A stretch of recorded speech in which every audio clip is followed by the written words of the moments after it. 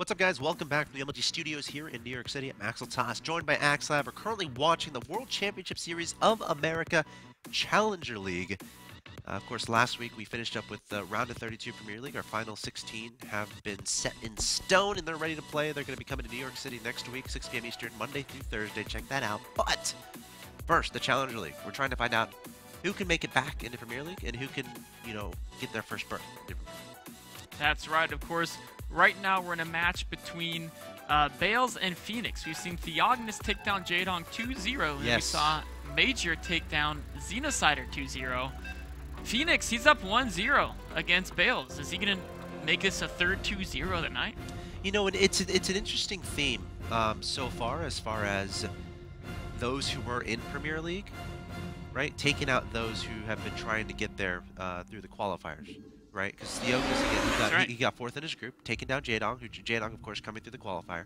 Major was fourth in his group, took down Xenocider, who, again, is coming through the qualifier. And now Fenix, who is also fourth in his group, is up 1-0 on Bales. So, that it's showing that these guys have fight. They have heart. They're not giving up. They want to get their spot back in Premier League. They want to prove that they belong. And so far they have. It's been great games from all of them. That's right, of course, here on the bottom right of Akalon Waste.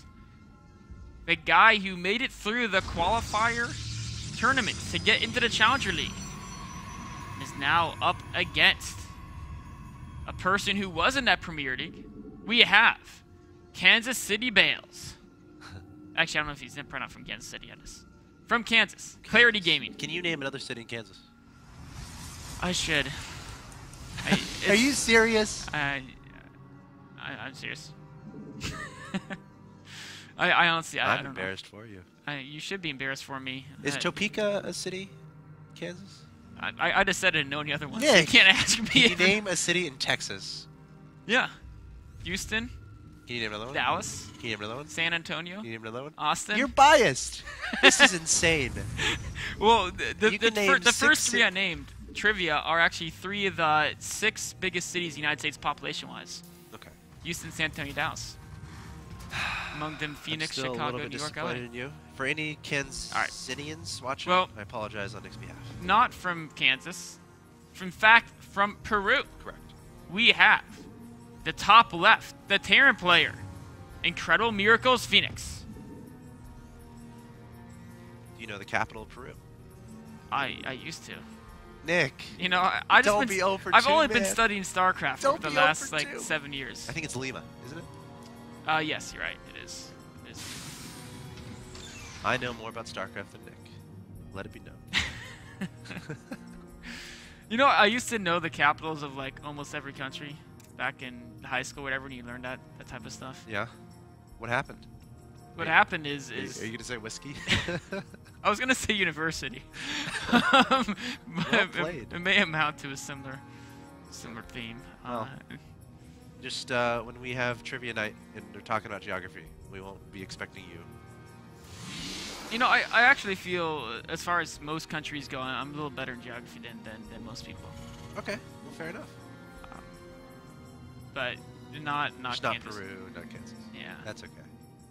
We'll try it with the well, I'm really bad with cities. I'm better with countries and states. Cities are easy, man. Yeah.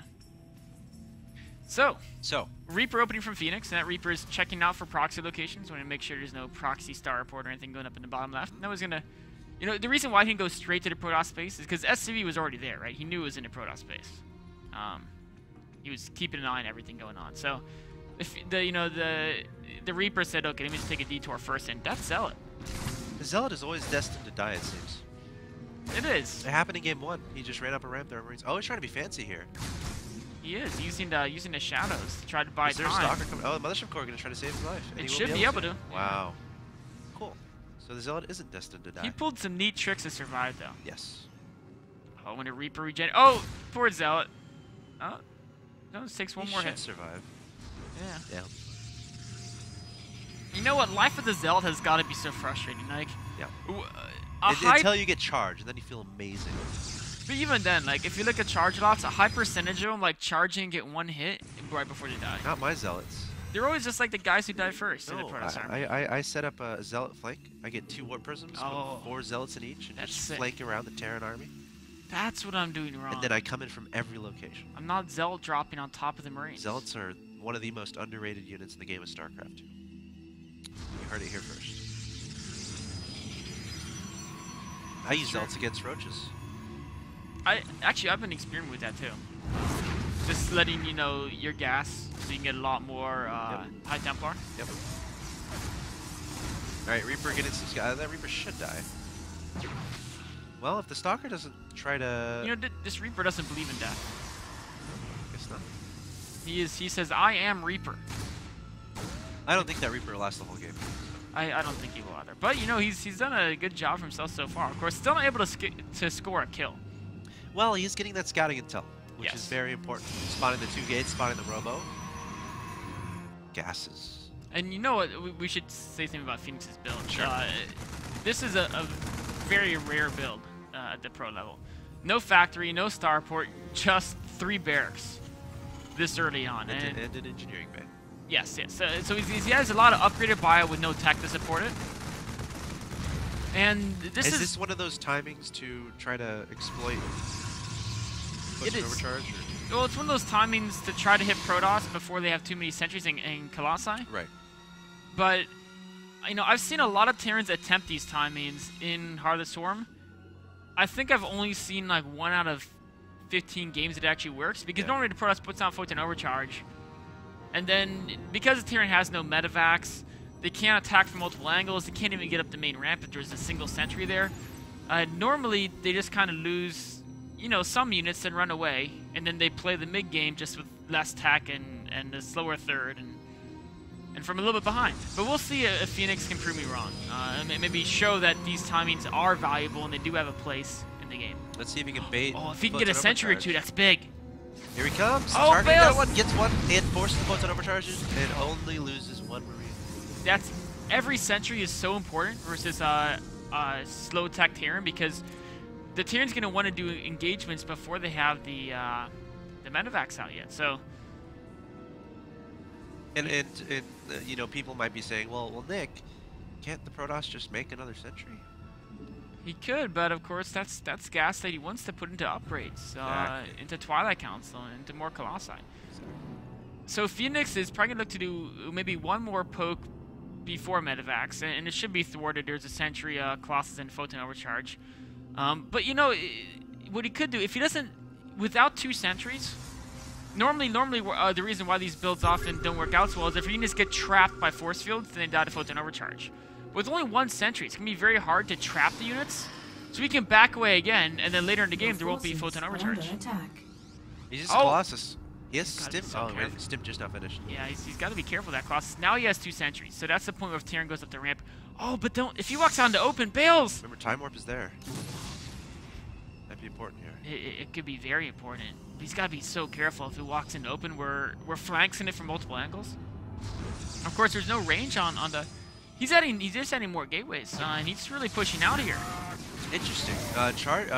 Range, I should say, is about to finish on the Colossus. However, in the last game, he invested a lot into 2 bases before getting that 3rd. Just willing to invest a lot into Yes. being safe. But here, he stopped pro production. Though he did last game too at 49, and then continued a little bit later. But he hasn't built a Twilight Council or Second Forge, so I think we may see a little bit more of a time in this game. Yeah. And with the later starport from Fenix, this could be pretty effective, because Fenix is going to have a very hard time getting a decent number of both Vikings and medevacs out. You know, he only has 4 to 6 medevacs, and he also, at this point in the game, ideally he'd like to have like 8 Vikings as well. And of course, right now he has 2 medevacs and 0 Vikings. So adding that second starport means he will be able to catch up in that type of tech, but he may not have time, because Bales is moving out right now with 3 Colossi. Yeah, this is definitely... I think this is what he was trying to do in the last game, but then he changed his mind and decided to deviate. But here he comes, and Fenix isn't necessarily prepared. Force fields going down. The force fields are beautiful. Man, that's a substantial amount of Fenix's army. About a third of that force gets picked off. Okay, so the second starport just now finishing up. 2 Vikings on the way. 3rd command center's on the ground. He's definitely going to have to lift that if Bales goes in that direction. But if I was Bales, I might ignore that. I might try to go straight into the production game and drop at the natural expansion here. of Bales. There's a cannon there. Scan going down. Trying to identify, okay, what's my opponent's unit composition? And Bales is holding back a little bit. He's not attacking just yet. And I think every second is important here. It is. It is. It looks like he wants to wait for those that pylon to get up so he can warp in more reinforcements. He does have the 4th Colossus with his army now. And Vikings are being built from double starports, so the longer he waits, the worse it'll get. But right now, it's 4 Colossi, only 2 Vikings. Oh, you don't want to engage. And there's almost no bow units either. Oh gosh, having to pull the SCVs, 4 Colossus doing ridiculous damage from above. Only Stalkers remain below 2 lone Zealots, but I mean, it's just too much. Stalkers aren't the best at tanking damage against Marine Marauder, but... With this many Colossus doing this much damage, there's no Marine Marauder. GG. It all died pretty much instantly. Wow, Bales is going to be the first person to even up a series tonight. Of course, our first 2 series were 2-0s. But Bales, the very nice build there. Able to exploit the faster command center there from Fenix. And of course, the very late starport. Exactly, the late starport. Because remember, Fenix started out with 3 barracks trying to go for those little pokes. He got a sentry or 2. Well, he got a sentry and tried to bait some poison overcharges. But, you know, that delay, how do you deal with this when you're delaying the starport? It's like, I think the only way I've seen Terrans hold this off when they don't have any air units is with something like a concave of like 6 bunkers and just repairing like crazy. And then it's more like they just take a bunch of damage until the Vikings get out. And they're not dead. So, but that's something that cripples a Terran so much, especially when Fenix couldn't afford to cripple himself that much getting into the later parts of the game, because it wasn't like he built an instant, it wasn't like the 3rd CC before gas, like crazy greedy opening. Right. It was spending all his early money into stim pack, combat shield, and trying to get this timing to happen, and then the timing he just couldn't make it work. It's just, because, I mean, you made a good point earlier, like, all right, you're thinking about timings that Terrans have done involving, you know, delaying the factory, and you're trying to think, how many of them work? I've yet to see one that's like really like, oh, I'm gonna go use that on the line or something like that. No, I haven't watched Pro League lately. Have you seen any Pro League used? I haven't, no. Yeah. I mean, there are, you know what's funny? It's not like Terran can't punish Protoss. Right. I've seen a lot of timings.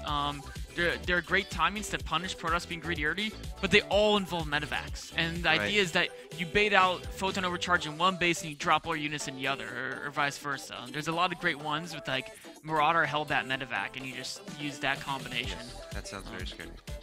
But just without medevacs, Right. dealing with sentries and Photon Overcharge when you can only attack from one direction, very difficult to make that work.